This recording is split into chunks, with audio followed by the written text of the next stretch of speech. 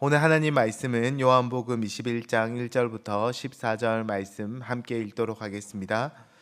그 후에 예수께서 디베랴 호수에서 또 제자들에게 자기를 나타내셨으니 나타내신 일은 이러하니라. 시몬 베드로와 디두모라 하는 도마와 갈릴리 가나 사람 나다나엘과 세베대의 아들들과 또 다른 제자 둘이 함께 있더니 시몬 베드로가 나는 물고기 잡으러 가노라 하니 그들이 우리도 함께 가겠다 하고 나가서 배에 올랐으나 그날 밤에 아무것도 잡지 못하였더니 날이 새어갈 때에 예수께서 바닷가에 서셨으나 제자들이 예수이신 줄 알지 못하는지라. 예수께서 이르시되 얘들아 너희에게 고기가 있느냐 대답하되 없나이다. 이르시되 그물을 배 오른편에 던지라 그리하면 잡으리라 하시니 이에 던졌더니 물고기가 많아 그물을 들 수 없더라. 예수께서 사랑하시는 그 제자가 베드로에게 이르되 주님이시라 하니 시몬 베드로가 벗고 있다가 주님이라 하는 말을 듣고 겉옷을 두른 후에 바다로 뛰어 내리더라. 다른 제자들은 육지에서 거리가 불과 한 50칸쯤 되므로 작은 배를 타고 물고기 든 그물을 끌고 와서 육지에 올라보니 숯불이 있는데 그 위에 생선이 놓였고 떡도 있더라. 예수께서 이르시되 지금 잡은 생선을 좀 가져오라 하시니 시몬 베드로가 올라가서 그물을 육지에 끌어올리니 가득히 찬 큰 물고기가 153마리라. 이같이 많으나 그물이 찢어지지 아니하였더라. 예수께서 이르시되 와서 조반을 먹으라 하시니 제자들이 주님이신 줄 아는 고로 당신이 누구냐 감히 묻는 자가 없더라. 예수께서 가셔서 떡을 가져다가 그들에게 주시고 생선도 그와 같이 하시니라. 이것은 예수께서 죽은 자 가운데서 살아나신 후에 세 번째로 제자들에게 나타나신 것이라. 아멘. 예수님께서 부활하신 이후에 제자들은 예루살렘을 떠나서 갈릴리 호수로 그렇게 돌아와 있는 모습을 볼 수 있습니다. 오늘 본문에 시몬 베드로, 도마, 나다나엘, 세베대의 두 아들인 야고보와 요한 그리고 다른 두 제자들이 함께 있었습니다. 그렇게 갈릴리에 있으면서 베드로가 물고기를 잡으러 가겠다 이야기하자 다른 제자들도 함께 물고기를 잡으러 떠났습니다. 고대 사회에서 물고기를 잡는 일은 밤부터 새벽까지 이루어졌습니다. 왜냐하면 갈릴리 호수 물고기들은 대부분 낮에는 수온이 낮은 깊은 곳에 있다가 밤이 되면 수면 가까이 올라왔기 때문입니다. 하지만 제자들은 밤새 물고기를 잡으려 하였지만 한 마리도 잡지 못하였고 동이틀 무렵이 되었습니다. 이것이 오늘 본문의 배경입니다. 우리는 이 본문을 보면서 제자들이 십자가 이후에 혼란과 좌절 속에서 다시 어부의 삶으로 돌아갔구나라고 생각하곤 합니다. 하지만 부활을 목격한 제자들이 예수님을 버리고 다시 돌아갔다라는 말은 사실 앞뒤가 맞지 않는 해석입니다. 디두모라 불리는 도마는 예수님의 부활을 다시 한 번 더 직접적으로 보며 그리고 예수님의 부활을 믿게 되었다라는 것이 어제 본문에 우리가 살펴보았고 베드로나 요한도 예수님의 부활을 목격하였기 때문입니다. 오히려 예수님께서 부활하신 이후에 내가 너희들보다 먼저 갈릴리로 가겠다라는 말씀과 그리고 너희가 나를 갈릴리에서 보리라라는 말씀을 따라서 제자들이 예수님을 만나기 위해서 갈릴리로 갔다는 것이 더 자연스러운 해석입니다. 그렇다면 우리는 오늘 본문을 이렇게 이해하는 것이 좋겠습니다. 제자들이 갈릴리로 간 것 자체가 불순종이거나 불신의 행동이 아니라 오히려 갈릴리에서 제자들을 만나겠다라고 말씀하신 예수님의 말씀을 따라서 그렇게 갈릴리에 머물고 있었던 것입니다. 하지만 베드로는 예수님의 부활을 보았지만 제자로서의 사명은 그렇게 상실한 채 방황하는 모습을 보입니다. 예수님을 떠나지 않고 주님의 말씀을 기억하며 그렇게 살아가는 것처럼 보이지만 자기가 제자로 계속해서 살아갈 수 있을지, 주님을 따라서 그런 사명을 감당할 수 있을지 거기에 대한 고민은 깊었던 것으로 보입니다. 베드로는 주님께서 살아나셔서 너무나 놀라고 감사했지만 주님을 3번이나 부인했던 자신이 어떻게 주님을 위해서 다시 살 수 있을지 확신도 없었고 낙담도 되었고 그리고 답답한 그런 마음의 짐을 가지고 있었습니다. 그래서 예수님을 기다리면서 물고기나 잡으러 가야겠다라고 생각하고 그렇게 물고기를 잡으러 갔습니다. 우리도 베드로와 같을 때가 있습니다. 예수님을 믿지 않는 것도 아니고 예수님이 길이요 진리요 생명이라는 사실을 알고 있지만 어느 순간 예수님을 따르는 것이 너무나 힘들고 지칠 때가 있습니다.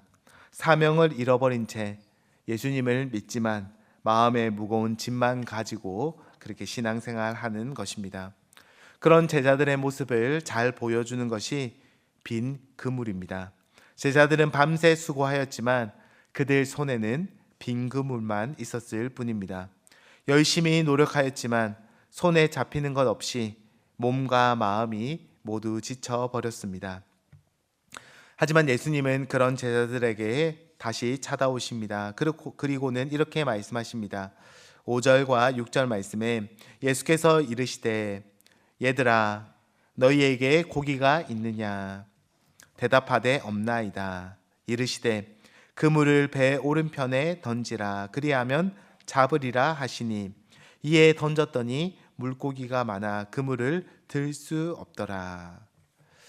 이 장면은 베드로가 처음 주님을 만나고 예수님을 따르기로 했을 때의 장면을 떠올리게 합니다. 사명을 잃고 주님을 위해서 그렇게 계속해서 제자로 살아갈 수 있을까라고 방황하는 베드로를 향해서 예수님은 그를 처음 부르셨을 때의 그 장면을 떠올리게 하십니다. 이제 앞으로 너는 사람을 낚는 어부가 되게 하리라 라는 주님의 부르심을 다시 기억하게 주님께서 만들고 계신 것입니다. 우리도 마찬가지입니다. 혹시 사명을 잊어버린 채 그렇게 신앙생활하고 있지 않습니까? 주님께서는 오늘 말씀을 통해서 우리에게 주님께서 우리를 처음 부르신 그 사명의 자리를 기억하라 라고 말씀하십니다. 우리가 섬길 수 있는 것은 우리의 힘과 노력, 능력이 뛰어나기 때문이 아니라 주님께서 우리를 불러주셨기 때문입니다. 그렇기 때문에 주님께서는 낙심한 자들에게 첫사랑을 기억하라, 처음 사명을 받았을 때를 회복하라 라고 말씀하십니다. 오늘 본문을 보면서 너무나 감사하게 되는 것은 주님께서 사명을 잃어버리고 열심을 상실한 그 제자들을 향하여서 책망하시는 것이 아니라 오히려 처음과 같이 사랑으로 그들을 찾아오시고 품어주신다라는 사실입니다. 예수님은 넘어지고 무너진 주님을 부인했던 제자들을 찾아오셔서 그들을 위해서 숯불을 준비해 두셨습니다. 그리고 떡과 물고기를 구워 주십니다. 이것은 단순한 식사가 아니라 제자들을 끝까지 섬기시는 그런 주님의 모습을 보여주는 것입니다. 주님께서는 십자가를 지시기 전에도 제자들의 발을 씻기시고 그들에게 빵과 포도주를 나눠주시면서 그들을 섬기셨습니다. 그리고 부활하신 이후에도 주님께서는 한결같이 제자들을 섬기고 계십니다. 밤새 지치고 낙심한 제자들을 돌보고 사랑하시는 그런 주님의 섬김을 볼 수 있습니다. 우리가 다시 주님을 사랑하고 섬길 수 있는 근원도 여기에 있습니다. 우리가 먼저 주님을 사랑한 것이 아니라 주님께서 먼저 우리를 사랑하셨습니다. 우리가 끝까지 사랑한 것이 아니라 주님께서 우리를 끝까지 사랑하셨습니다. 우리가 먼저 섬긴 것이 아니라 주님께서 먼저 섬기셨고 우리에게 주님께서는 십자가를 절하고 말씀만 하신 것이 아니라 친히 우리를 위해서 십자가를 지셨습니다. 그 주님을 바라보는 자는 다시 주님을 따를 힘과 용기를 얻게 될 것입니다. 말씀을 맺기 원합니다. 혹시 예수님을 믿지만 사명은 상실한 채, 신앙생활의 기쁨은 잃어버린 채 그렇게 지내고 있지 않습니까? 교회에서 직분을 맡고 봉사를 하지만 형식적이고 메마른 마음으로 섬기고 있다면 오늘 본문은 우리에게 한결같이 우리를 사랑하시고 섬기시는 그 주님을 보라라고 말씀하고 있습니다. 처음 우리를 부르신 그 주님을 향한 첫사랑을 기억하라라고 말씀하십니다. 여러분, 제자들을 섬기신 그 예수님이 어떤 분이십니까? 바로 죽음에서 살아나신, 부활하신 영광의 주님이십니다. 그런 주님께서 제자들에게 찾아오셔서 제자들을 책망하시거나 제자들에게 명령하실 수 있지만 주님께서는 그런 제자들을 책망하시거나 그들에게 명령하신 것이 아니라 여전히 제자들을 섬기고 보살피시는 그런 사랑과 섬김으로 그들을 찾아오십니다. 그리고 다시 일어날 힘과 용기와 은혜와 기회를 주십니다. 나의 힘으로 섬기는 것이 아니라 주님께서 베풀어 주신 은혜와 사랑으로 섬긴다라는 사실을 다시 한 번 더 기억하며 우리를 여전히 섬기시고 우리를 위해서 기도하시는 그 예수님을 바라보는 저와 여러분이 되시기를 주님의 이름으로 축복합니다.